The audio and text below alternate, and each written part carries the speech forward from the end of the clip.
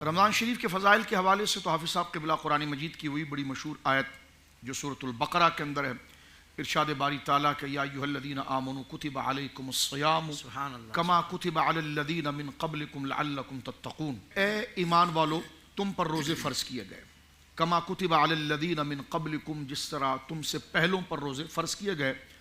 اور روزے کے فرضیت کی غرض اور نہایہ کیا تھی؟ فرما لعلکم تتقون، تاکہ تم پرہیزگار ہو جاؤ۔ واہ واہ سبحان اللہ۔ اب روزہ شرعی طور پر یہی ہے کہ صبح صادق سے لے کر غروب آفتاب تک عبادت کی نیت کے ساتھ کھانا پینا، اور ایک وہ شخص جو شادی شدہ ہے وہ عمل تزویج سے اللہ کی عبادت کی نیت کے ساتھ کھانا پینا اور اس عمل کو چھوڑ دینا، یہ روزہ ہے۔ اور آگے فرمایا لعلکم تتقون، تاکہ تم پرہیزگار بنو۔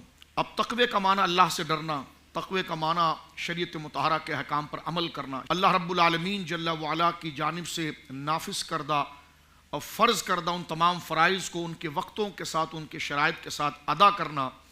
اور اس کے ساتھ اس کی کیفیت کو مفسرین نے اس انداز میں بیان کیا کہ اللہ رب العالمین جل وعلا کی نافرمانی کے جو کام ہیں اس کے خلاف رکھنے والی وہ آواز جو اللہ رب العالمین جل وعلا کے نافرمانی کے کام سے بندے کو روکتی ہے، اس آواز کو تقویٰ کہتے ہیں، اس طاقت کو، اس نیت کو تقویٰ کہا جاتا ہے۔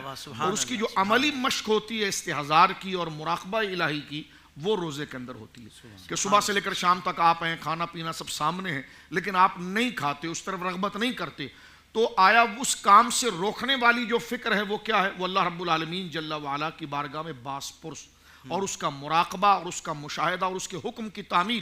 تو یہ جو فکر آگے آ کر اس کام سے جو ممنوع ہے اس سے جو روک رہی ہے، تو اسی فکر اور اسی جذبے کو تقویٰ کہا جاتا ہے۔ سبحان اللہ۔ جیسا علامہ علی قاری علیہ رحمت نے فرمایا کہ تقوی کا معنی یہ ہے کہ تیرا رب تجھے وہاں نہ دیکھے جہاں دیکھنے سے وہ ناراض ہوتا ہے۔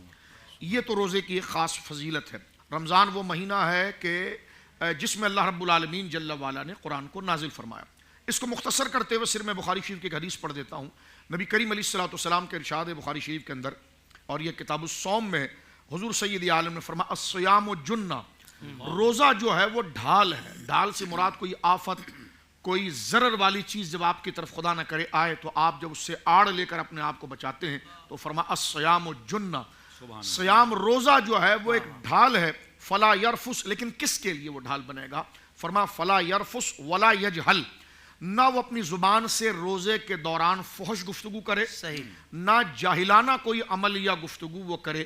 اگر اس سے کوئی بندہ براہ راست ہو جائے لڑنے کے لیے، حضور نے فرمایا کہ وہ شاتمہ و قاتلہ، جنگ کرے یا جناب اس سے کوئی وہ مخاصمہ کرے، تو وہ خود اپنی طرف سے نہ کسی سے جنگ کرے اور نہ کسی سے اپنی زبان سے کوئی فحش بات کرے، اور سامنے والا اگر اسے مجبور بھی کہے تو وہ زبان سے یہ کہے کہ میرا روزہ ہے۔ اور روزے کا مطلب صرف یہ نہیں تھا کہ میں بھوکا پیاسے رہوں، بلکہ ممنوع اور ناجائز کام جس کو اللہ رب العالمین اخلاقی طور پر بھی منع کیا ہے، میں اس کو اپنے آپ سے روکوں۔ حدیث کا آخری جملہ حافظہ بڑا قابل غور ہے۔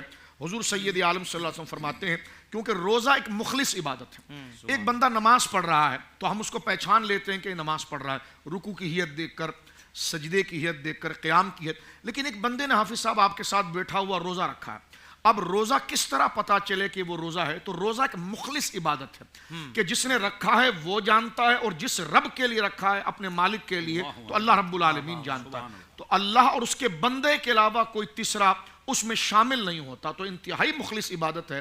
تو اللہ رب العالمین جل وعلا کے محبوب اس جملے کو دہراتے ہوئے ارشاد فرماتے ہیں، سرکار دو عالم فرماتے ہیں کہ اللہ رب العالمین جل وعلا روزے دار کے اس مخلص خالص عمل کو جو غیر کی توجہ کی ملاوٹ سے خالص ہے، پاک ہے، اللہ رب العالمین فرماتا ہے اس روزے دار بندے کے منہ سے جو بو آتی ہے تو فرمایا وہ میرے نزدیک مشک و عنبر سے بھی زیادہ طیب اور پاک ہے۔ فرمایا کیوں؟ اس لیے کہ اس نے میری وجہ سے یترک طعامہ و شرابہ و شہوتہ من اجلی، اس نے کھانا، اس نے پینا، اس نے شہوت کے تقاضے کی تکمیل من اجلی، میری عزت، میری شان، میرے حکم کی وجہ سے اس نے ترک کر دیا ہے۔ تو فرمایا الصوم لی، جس طرح روزہ میرے لیے ہے वना अज्ज़ी बिह, इसी तरह मैं उसकी जजा भी दूंगा। और एक तरह इसको पढ़ा गया वह अना उज्जा बिह, मैं खुद इसकी जजा बन जाता हूं। यानी रोजा वो इबादत है कि ऐसी अजमत ना नमाज में दी गई ना हज में दी गई, बल्कि इसमें फरमाया गया कि वाना उज्जा बिह, मैं अपने बंदे की खुद जजा बन जाता हूं। तो फरमा मन कान अल्लाहु लहू, जो खुदा का हुआ तो सारी खुदाई उसकी हो गई। तो इससे बड़ी अजमत क्या होगी जिसका अजर, जिसका इनाम अल्लाह की जात बंदे के लिए खुद बन जाए। जिंदगी के तमाम शोबों में दीनी रहनुमाई हासिल करने और आखिरत को बेहतर करने के लिए हमारे YouTube channel Islamic digital studio को सब्सक्राइब कर लें और बेल आइकन भी प्रेस कर लें। कुरान से भी मिलाता है हमारा